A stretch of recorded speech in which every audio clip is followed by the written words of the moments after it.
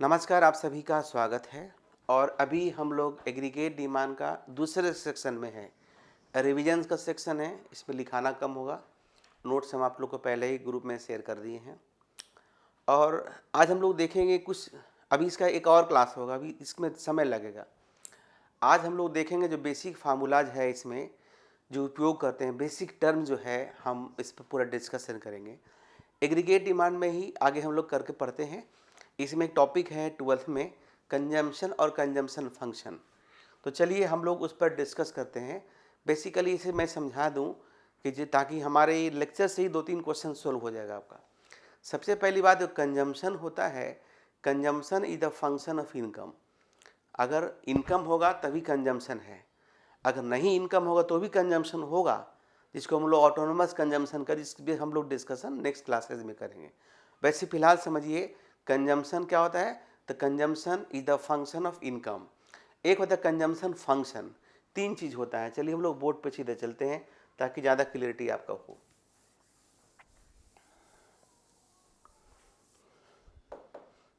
देखो, हम लोग पढ़ेंगे अभी कंजम्पशन, जिसको कहते हैं उपभोग। एक होता है कंजम्पशन फंक्शन,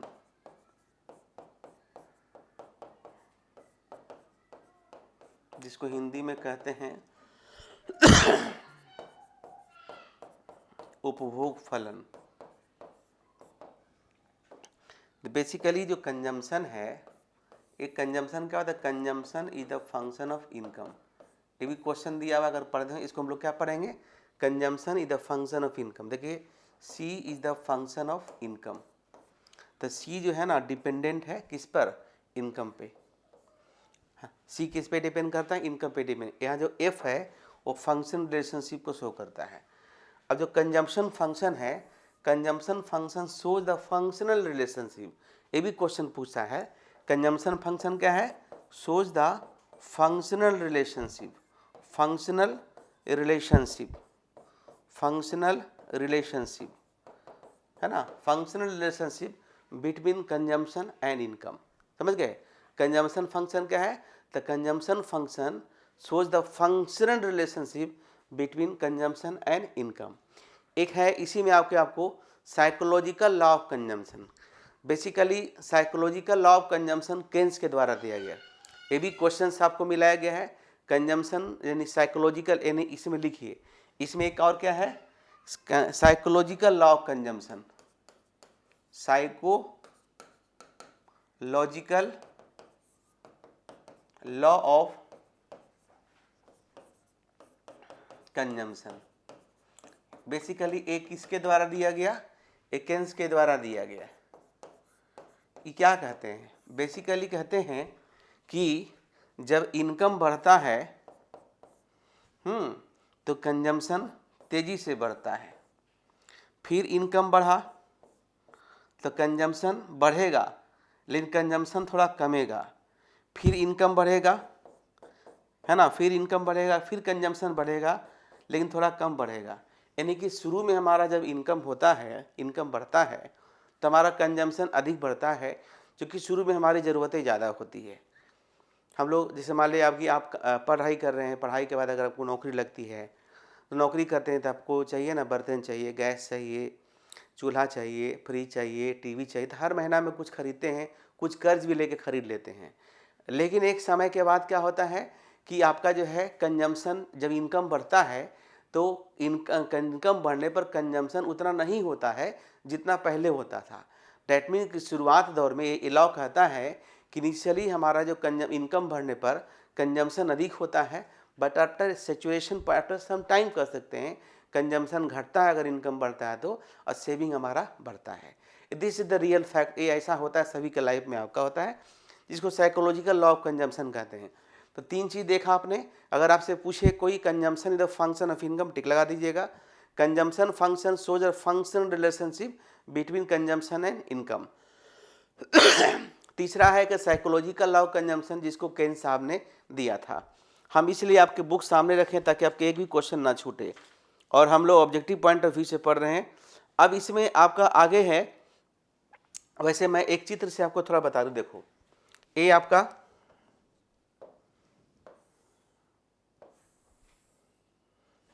इनकम का ग्राफ है,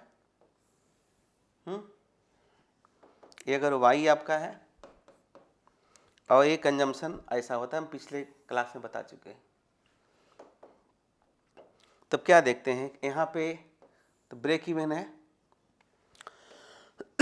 अगर हम यहाँ पे बात करें, देखो अगर हम यहाँ पे बात करें तो ये हमारा, देखिए ये हमारा क्या है, ये हमारा इनकम है, और थोड़ा सा डीप में ले लेते हैं, ये हमारा इनकम है, ये हमारा कंजम्पशन है। फिर हम और थोड़ा सा देखें तो हमारा इनकम और बढ़ता है, तो ये देखिए ये हमारा क्या है, ये हमारा इनकम है, और ये हमारा क्या है, ये हमारा कंजम्पशन है। उसके बाद और हम थोड़ा सा बात करें तो देखो हमारा इनकम है,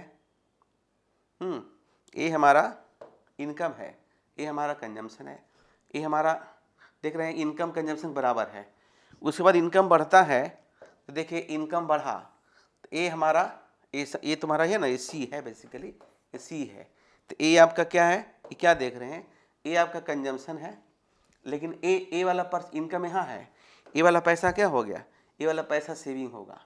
उसी तरीके से और अगर हमारा इनकम बढ़ेगा तो कंजम्पशन हमारा यही है, कंजम्पशन हमारा यही है, इनकम यहाँ पर है, तो एक समय के बाद सेविंग हमारा क्या होता है, बढ़ता है। ये रियल फैक्ट है, यूनिवर्सल ट्रूथ सभी के साथ होता है और कुछ लोगों के साथ नहीं भी होता, लेकिन ये बात केन्स साहब ने कहा था, दुनिया के सामने बताई थी। ठीक है, क्लियर है। तो चलिए अब आगे जो टर्म हम यूज कर रहे हैं वो आपका जो है वो है प्रोपेंसिटी टू कंज्यूम। देखो टर्म है प्रोपेंसिटी टू कंज्यूम, जितने सारे टर्म हैं बता रहा हूँ, propensity to consume, propensity to consume, इसको हिंदी में कहते हैं उपभोग प्रवृत्ति। क्या बोलेंगे, उपभोग प्रवृत्ति। इसका मतलब होता है कि जब इनकम बढ़ेगा तो कंजम्पशन भी बढ़ेगा, और इनकम बढ़ेगा और हमारा कंजम्पशन बढ़ेगा, यानी कि जैसे जैसे इनकम हमारा बढ़ेगा वैसे वैसे हमारा कंजम्पशन बढ़ेगा। ये है हमारा उपभोग प्रवृत्ति। अब इसमें देखेंगे कि जो हमारा उपभोग प्रवृत्ति है वो दो प्रकार का होता है, एक होता है एवरेज प्रोपेंसिटी टू कंज्यूम और दूसरा होता है मार्जिनल प्रोपेंसिटी टू कंज्यूम। ठीक है, ठीक है। चलिए तो ये प्रोपेंसिटी टू कंज्यूम जो है यहीं से हटा देते हैं। प्रोपेंसिटी टू कंज्यूम फिर से देखो करते हैं, प्रोपेंसिटी टू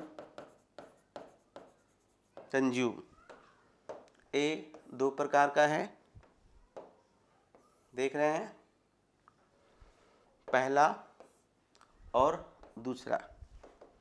पहला है जिसको बोलते हैं APC, average propensity to consume, equal to होता है C/Y। एक होता है MPC, मतलब change in C due to change in Y, change in C due to change in Y। ये दोनों क्वेश्चन पूछा है। अब इसका फुल वॉल्यूम है, APC का मतलब होता है एवरेज प्रोपेंसिटी टू कंज्यूम, और MPC का मतलब होता है मार्जिनल प्रोपेंसिटी टू कंज्यूम। समझ गए, APC मतलब एवरेज औसत बचत, औसत उपभोग प्रवृत्ति, सीमांत उपभोग प्रवृत्ति। एक क्वेश्चन डायरेक्ट पूछा है आपके एग्जामिनेशन में, APC इक्वल टू क्या होता है, MPC इक्वल टू क्या होता है। हम आगे आपको बताएंगे कि हमारा जो शुरू में इनकम होता है तो कंजम्पशन ज़्यादा होता है, लेकिन फिर इनकम बढ़ता है तो कंजम्पशन हमारा घट जाता है। इसको हम लोग टेबल से बताएंगे। हालांकि एग्जाम में ए और ए इंपॉर्टेंट है, लेकिन फिर भी हम लोग टेबल के डायग्राम भी आपको बताते हैं। लिखिए इसको, नोट बना लीजिए। हो गया। चलिए अब हम लोग एक एक करके देखते हैं कि जो हमें तो बता ही दिए आपको कि, है ना, ऐसे देखिए दिया हुआ वही चीज़ बताए हैं कि जो average propensity to consume is the ratio of consumption and income, यही दिया हुआ है। Average propensity to consume is the ratio between consumption and income at a particular level of income. ठीक है, चलिए अब हम लोग लिखें कि diagrammatic representation of APC, average propensity to consume का। देखिए हम लोग बुक से ही कर रहे हैं आपका, ताकि आपको पूरा क्लियर हो।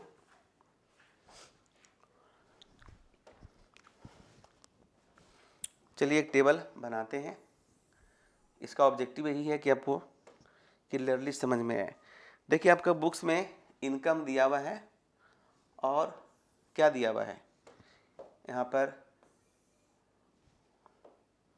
इनकम है, इनकम को वाई से डिनोट करते हैं, और कंजम्पशन एक्सपेंडिचर सी से रिप्रेजेंट करते हैं, और एपीसी निकालना है जो कि सी अपॉन वाई होता है।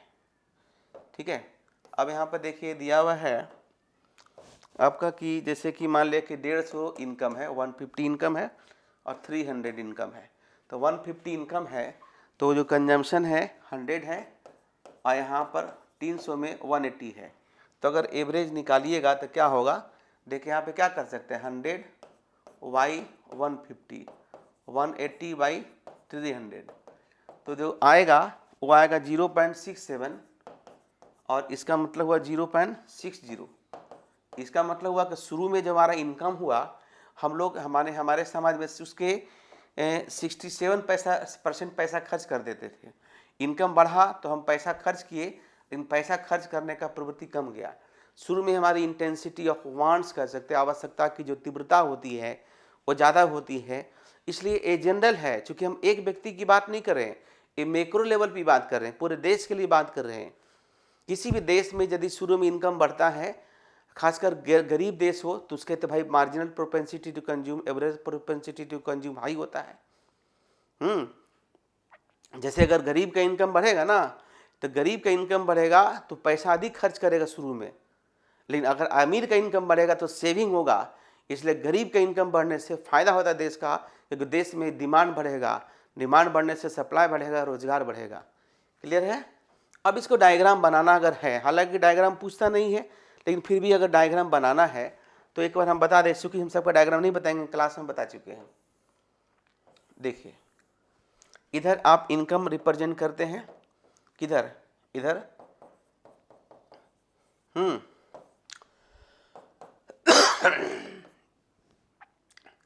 और इधर आप कंजम्पशन रिप्रेजेंट करते हैं। तो मान लिया इधर है, हाँ 100 है, यहाँ पे 200 है। इनकम आपका है मान ले कि 50 है, 100 है, 150 है, 200 है, 250 है, 300 है। अगर ऐसा है तो देखिए हम जो ग्राफ बनाएगा ना, इसका और इसका बनाएंगे, इसका और इसका। तो जब 100 है इनकम हमारा, 150 इनकम है, इनकम 150 है, तो कंजम्पशन कितना 100 का है। तो देखो 150 में है तो हमारा 100 है, तो एक आप ऐसे बना लीजिए। एक बिंदु आपको यहाँ मिल गया। दूसरा है 300 है, तो कितना है 180 है, तो 180 थोड़ा नीचे होगा, यहाँ कर लेते हैं 300, यहाँ कर लेते हैं। ये आपका जो है एक पॉइंट आपका यहाँ बन गया। अब दोनों को आप मिला दीजिए, फ्री हैंड से मिला दीजिए। यहाँ नाम दे दीजिए ए, यहाँ नाम दे दीजिए बी। ये कंजम्पशन फंक्शन है। अब इसमें से यहीं पर आप दिखला सकते हैं कि 100 वाई 150 तो 0.67 हुआ। उसके बाद 180 बाई 300 0.60, इस तरह से रिप्रेजेंट कर सकते हैं। हालांकि इसकी ज़रूरत नहीं है, आपसे पूछेगा नहीं, आपको ज़रूरत ये है कभी कभी क्या होता है एग्जाम में, ये आपका टेबल दिया हुआ इसको भरने के लिए रहेगा, तो इस तरह से भर दीजिएगा। बहुत ही सिंपल क्वेश्चन है, मुझे उम्मीद है कि आप एक क्वेश्चन को बना लीजिएगा। ठीक है, मैं जरूर, हमको समझना यह था कि एवरेज प्रोपेंसिटी टू कंज्यूम अधिक होता है अगर शुरू में इनकम बढ़ता है, तो बाद में इनकम बढ़ने पर हमारा एवरेज प्रोपेंसिटी टू कंज्यूम का वो घट गया। ठीक है, लेकिन इसका जो उल्टा पढ़ेंगे देखिएगा सेविंग वाला पोर्शन में, तो हमारा सेविंग हमारा बढ़ जाएगा। शुरू में सेविंग कम होता है, बाद में सेविंग बढ़ जाता है। शुरू में कंजम्पशन अगर अधिक हो, सेविंग कम होगा ना। ठीक है, चलिए अब आगे बढ़ते हैं। इसका नेक्स्ट है बाबू आपका मार्जिनल प्रोपेंसिटी टू कंज्यूम। तो चलिए इसको हटा देते हैं, बनाना है बना लीजिए, हटा देते हैं। चलिए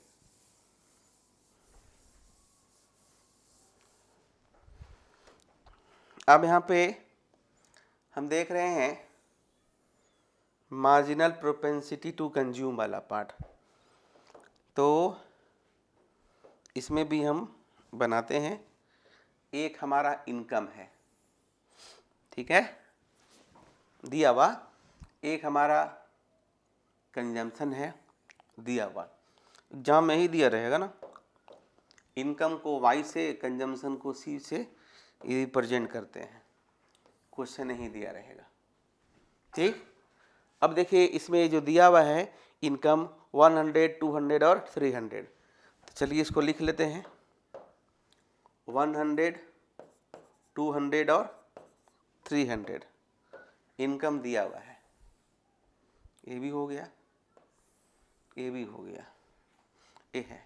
उसके बाद जो कंजम्पशन दिया हुआ है 80 है, 120, 150, 80 है, 80 है, 120, 150। अब निकालना क्या है बेसिकली, एमपीसी। एमपीसी क्या होता है, change in C upon change in Y. तो सबसे पहले क्या निकालेंगे, चेंज इन सी निकालेंगे, फिर क्या निकालेंगे, चेंज इन वाई निकालेंगे। 2 कॉलम और चाहिए, 2 कॉलम और चाहिए। तो चलिए पहले इनकम 100 था, अब कितना हो गया 200, तो कितना चेंज हुआ, तो 200 माइनस 100 यानी कि 100 चेंज हुआ। फिर उसी तरीके से 300 माइनस 200 तो 100, पहली बार में क्या चेंज होगा। उसी तरीके से कंजम्पशन की बात करें तो पहले था, अभी 120 पहले 80 तो 40 हो गया। उसी तरीके से 150 माइनस 120 इक्वल टू 30 हो गया। ठीक है, और यहाँ पर क्या होता है एमपीसी।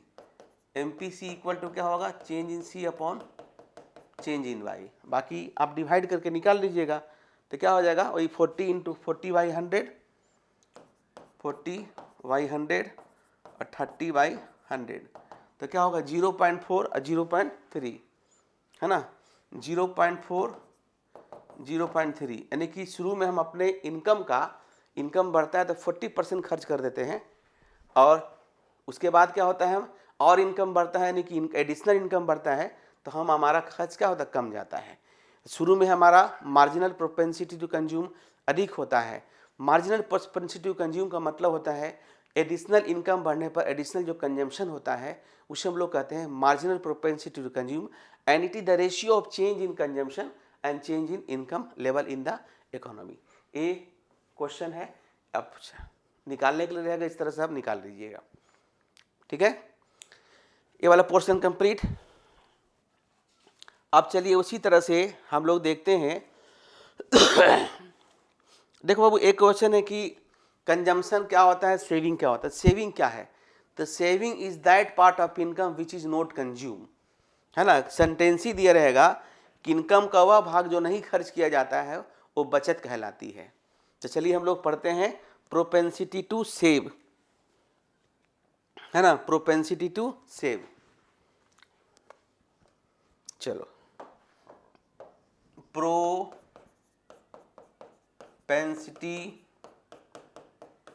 टू सेव, है ना, प्रोपेंसिटी टू सेव बचत प्रवृत्ति हिंदी में कहते हैं।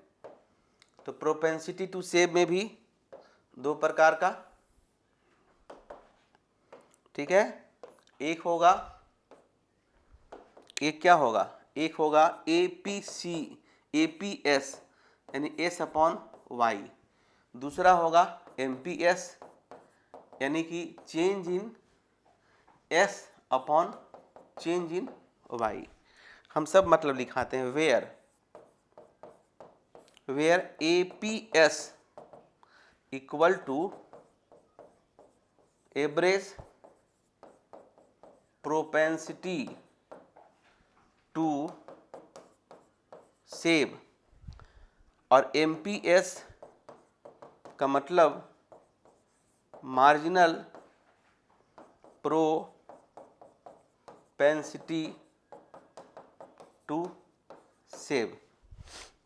एक तो क्वेश्चन ही बन गया। क्वेश्चन पूछता है APS क्या होता है, बता दीजिएगा। रेशियो होता है सेविंग और इनकम का। MPS क्या होता है, रेशियो होता है चेंज इन S और चेंज इन Y का। नोट कर लीजिए इसको।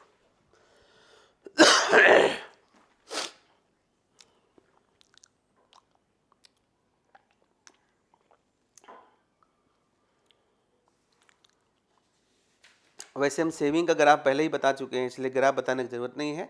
इससे पिछले क्लासेज में हमको सेविंग का आपको हम ग्राफ बता चुके हैं। वैसे सेविंग का जो ग्राफ होता है इस तरीके का होता है, बताए थे, याद कीजिए, देखिए पिछले वीडियो देख लीजिएगा। इसमें इसको हम लोग डी सेविंग कहते हैं, इसको हम लोग सेविंग कहते हैं। डी सेविंग, सेविंग, ठीक है। चलिए हम लोग आगे फिर बढ़ते हैं उसी तरह से। आज बहुत कुछ, आज के क्वेश्चंस के बाद आज के जो लेक्चर्स देखिएगा उसके बहुत सारे क्वेश्चन बन जाए। कल का लेक्चर और इम्पोर्टेंट होने वाला है। कल का लेक्चर और इम्पोर्टेंट होगा क्योंकि कल हम लोग इसका मैथमेटिकल पार्ट को देखेंगे। थोड़ा सा मैथमेटिकल पार्ट भी NCERT में दिया है, उसके आधार पर क्वेश्चन पूछे जा सकते हैं, तो उसका भी हम लोग कल वीडियो अपलोड कर देंगे, या आज ही वक्त मिलेगा तो कर देंगे। और इस तरीके से ए सेक्शन में जब ये कंप्लीट हो जाएगा तो उसके बाद मल्टीप्लायर बता देंगे, फिर एक्सेस डिमांड, एक्सेस सप्लाई बता देंगे, मॉनेटरी पॉलिसी, फिजिकल पॉलिसी, ये सारे चीज़ बता देंगे। तब हो चुकी, ये चैप्टर बड़ा है, इसको हौले समझ लिए। 15 नंबर का बात है। उसके बाद नेशन इनकम 20 नंबर और 15 नंबर, 35 नंबर इकट्ठा है, बाकी 15 नंबर। ये दो ही चैप्टर इंपॉर्टेंट है, एग्रीगेट डिमांड सप्लाई, जिसको हम लोग डिटर्मिनेशन ऑफ इनकम एम्प्लॉयमेंट भी कहते हैं, ठीक है। चलिए तो चलिए हम लोग शुरू करते हैं। क्या है, देखो टेबल इसी तरीके से आपका दिया है।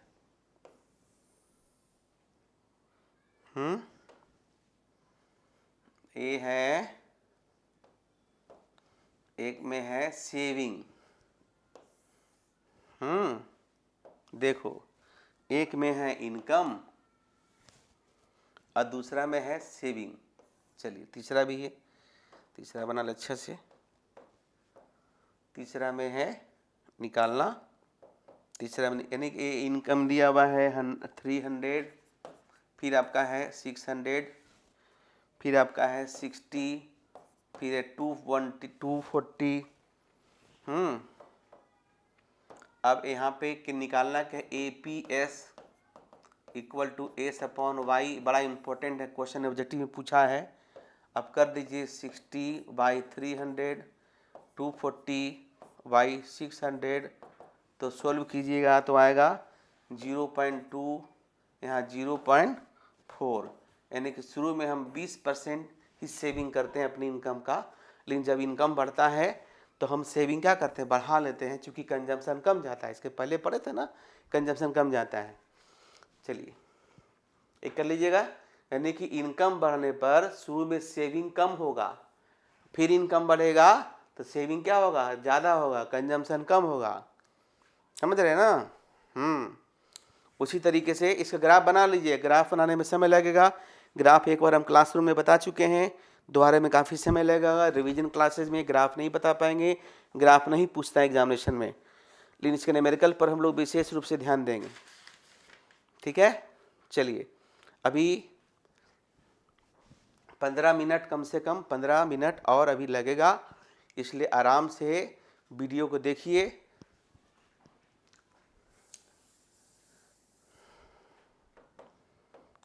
देखिए यहाँ पर है, दिया हुआ रहेगा, निकालना है। चलो साइड से बनाना है तो एक तरफ है इनकम एक तरफ है सेविंग, दिया रहेगा, एक तरफ इनकम, एक तरफ सेविंग।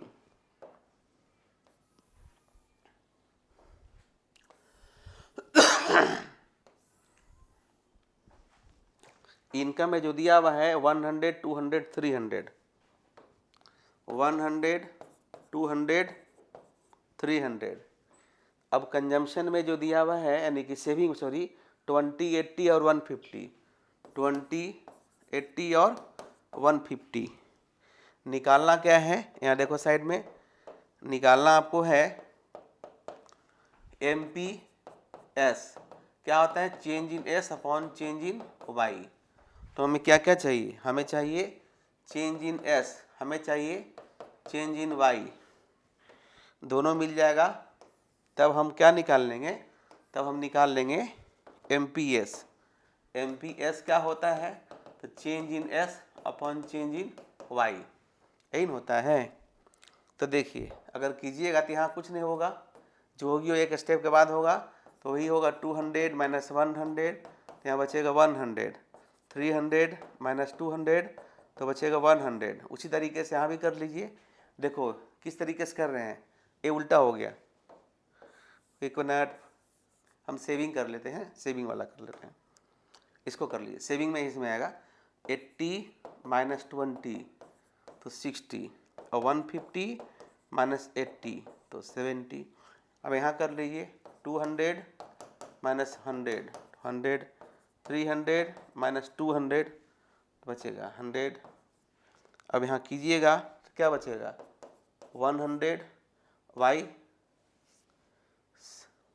नहीं सेविंग है ना, देखो तो 60 यानी 60 Y 100 और 70 Y 100।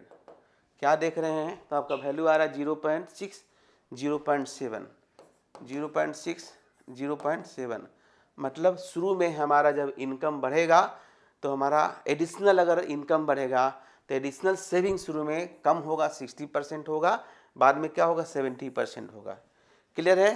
तो इस तरीके से मैंने देखा। देखिए अब ध्यान देना है कि चूँकि मैंने बार बार कर रहा हूँ कि हम objective question point of view से बता रहे हैं, ये जो फार्मूला है आप लोग के लिए इम्पोर्टेंट है और कैलकुलेशन भी आप लोग के लिए इम्पोर्टेंट है, क्योंकि कभी कभी आजकल टेबल दे देगा, कैलकुलेशन अगर आप जानते हैं तो आप आसान तरीके से कर सकते हैं।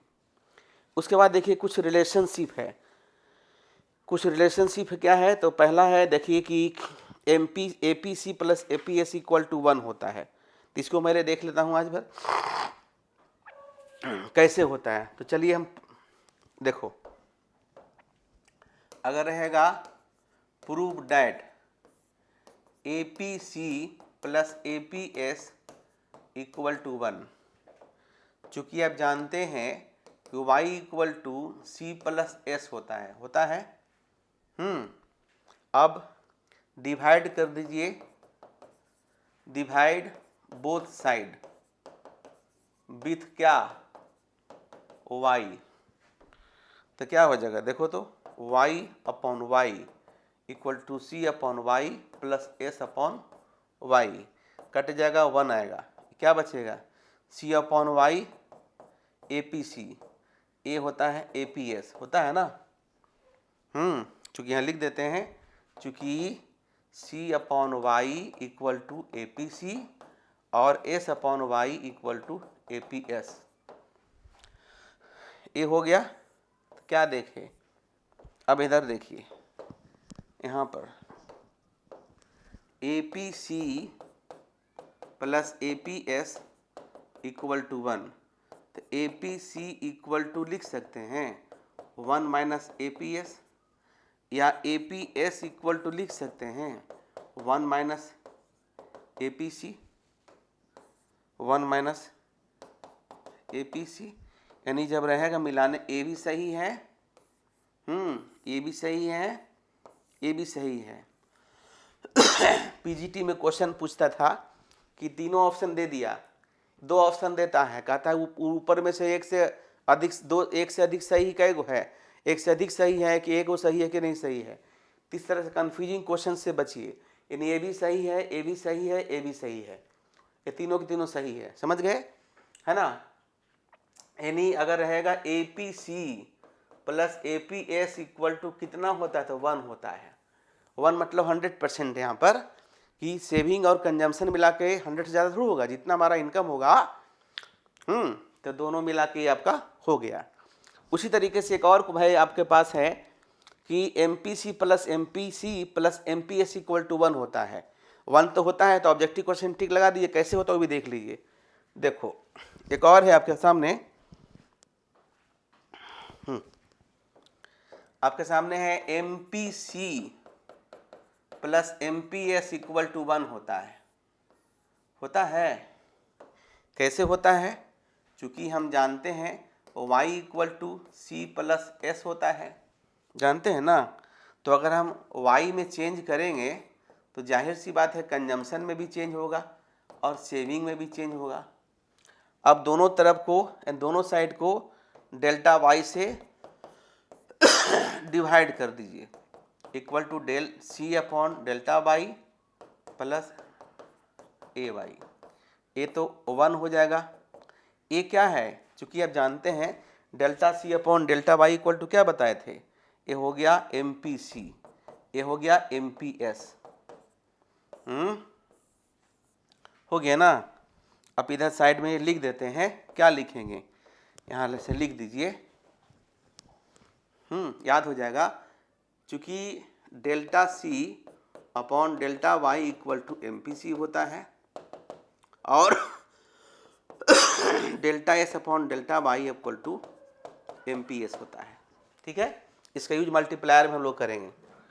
और देखिए, और क्या देखना है, तो देखना है कि यहाँ देखो MPC plus MPS equal to 1 होता है, तो हम लिख सकते हैं MPC equal to 1 minus MPS, या MPS equal to 1 minus MPC, है ना। MPC यानी ये भी सही है, ये भी सही है और ये भी सही है।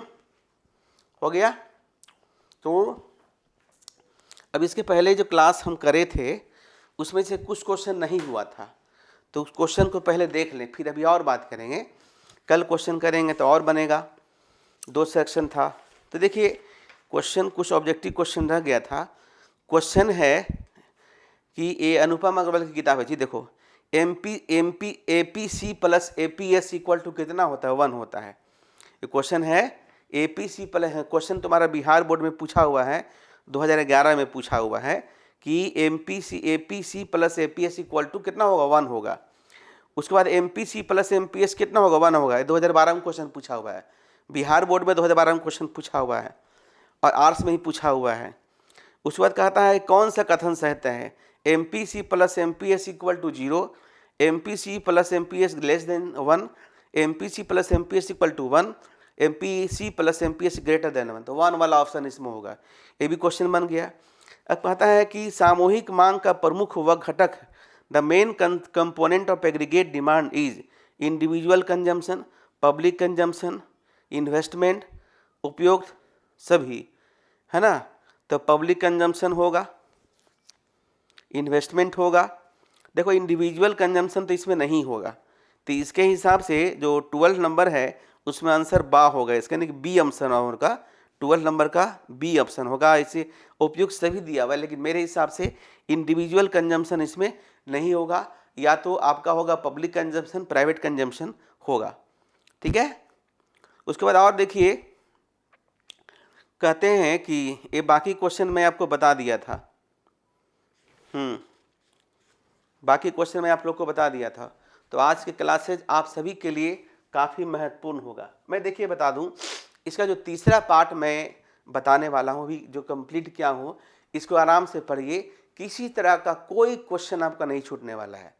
कल का लेक्चर आपके लिए और इम्पोर्टेंट होने, नेक्स्ट वीडियो इसका और इम्पोर्टेंट होने वाला है।